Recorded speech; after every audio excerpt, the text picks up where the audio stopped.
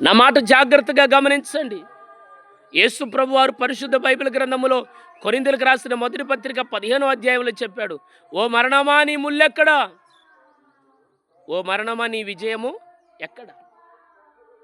మరణమును మాట్లాడనివ్వలేదండి. దేవునికి స్తోత్రం కలుగును గాక.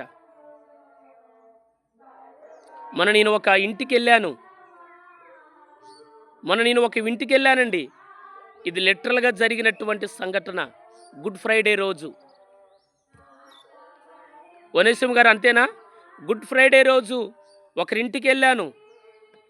మామూలుగా పలకరించి ప్రార్థన చేసి వద్దామని వెళ్ళాను. అక్కడ నాకు తెలిసినటువంటి ఒక సిస్టర్ గారు ఉన్నారు.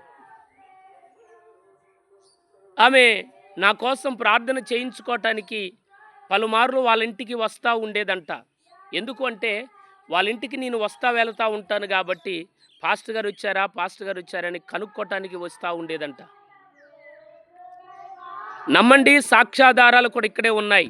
నేనేమి అబద్ధం చెప్పట్లేదు, మోసం అసలుకి ఎవరిని చేయట్లేదు. నేను ఆ ఇంటికి వెళ్ళాను ప్రార్థన చేద్దామని. అమ్మ రండి ప్రార్థన చేద్దామని లేక నాకు చెప్పారు. ఏమని? అయ్యా నీతో ప్రార్థన చేయించుకోవటానికి ఈ సిస్టర్ వచ్చింది అయ్యా అంటే, సరే రండమ్మా ప్రార్థన చేస్తాను అన్నాను. ప్రార్థన నూనె తెచ్చుకున్నారు వాళ్ళు ప్రార్థన నూనె తెచ్చుకున్నారు. ప్రార్థన చేస్తూ ఉన్నాను ప్రభువైన యేసుక్రీస్తు వారి నామంలో. పునరుద్ధాన శక్తితో నింపబడి నేను ప్రార్థన చేస్తున్నాను. యేసుక్రీస్తు ప్రభువుల వారు మరణాన్ని గెలిచాడని, మరణపు బంధకాలు ఆయన లేరు అని నేను బలంగా నమ్మి ప్రార్థన చేస్తున్న విశ్వాసంతో. అలా నేను ప్రార్థన చేస్తూ ఉంటే ఒక్క మారుగా కుప్పగూలి నేల మీద పడిపోయిందండి, గచ్చు మీద. ఒనేసిం గారు సిగ్నల్ ఇవ్వకుండా నోటితో సమాధానం చెప్పండి, అవునా?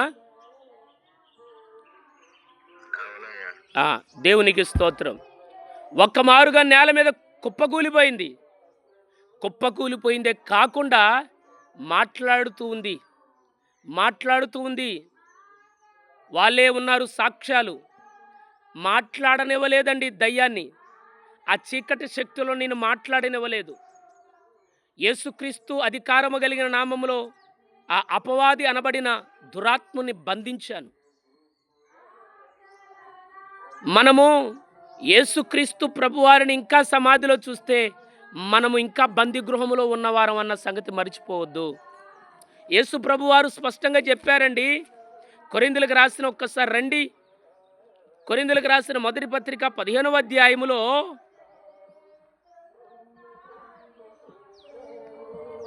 చూడండి ఒకసారి 55వ వాక్యం చదవండి. కొరింథీయులకు రాసిన మొదటి పత్రిక 15వ అధ్యాయము. అయ్యా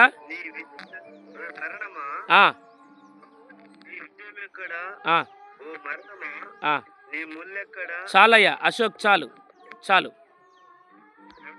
ఓ మరణమా నీ ముల్లెక్కడా, ఓ మరణమా నీ విజయం ఎక్కడా. మరణముతో చెబుతున్నాడు దేవుడు. మరణముతో చెబుతున్న మాట అండి.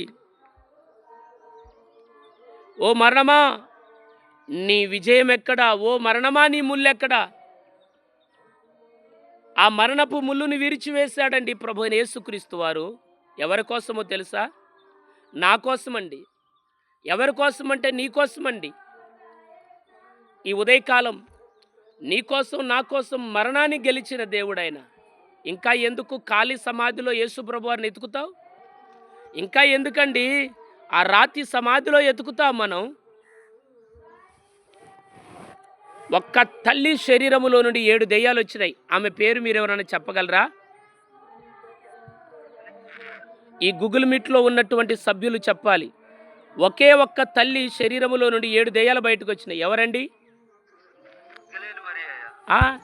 ఆమె ఆ మగ్దలేని మరి అనబడిన తల్లి యేసు ప్రభువారిని ఎతుకుతా ఉంది సమాధిలో. యోహాను సువార్త 20వ అధ్యాయములో ఒకసారి చూద్దాం రండి. యోహాను సువార్త 20వ అధ్యాయములో 15వ వాక్యం. యోహాను సువార్త 20వ అధ్యాయము 15వ వాక్యం ఒకసారి చదివి సహాయం చేస్తారా? అమ్మాయి ఎందుకు ఏడుస్తున్నావు? అయ్యా అయ్యా మొదటి నుండి. యేసు యేసు ఆ, అమ్మాయి ఎందుకు ఏడుస్తున్నావు? అబ్బా. ఎవరిని వెతుకుతున్నావు ఆ, అని ఆమెను అడగగా, ఆ, ఆమె ఆయన తోటమాలి అనుకొని, అయ్యా నీవు ఆయనను పోయిన యెడల ఆయన ఎక్కడ ఉంచితివో వానితో నాతో చాలు సుధాకర్, చాలయ్యా. దేవునికి స్తోత్రం కలుగును గాక. యేసుక్రీస్తు ప్రభు వారు పిలుస్తున్నారు. అమ్మా, ఎందుకు ఏడుస్తున్నావు? ఎవరిని వెతుకుచు ఏడుస్తున్నావు? ఈ సమాధి దగ్గరికి ఎందుకు వచ్చావు? ఇంకా ఎవరు సమాధిలో ఉన్నారని ఏడుస్తున్నావు? ఆయన తోటమాలి అనుకున్నది మహిమ శరీరముతో ఇంకా నింపబడలేదు.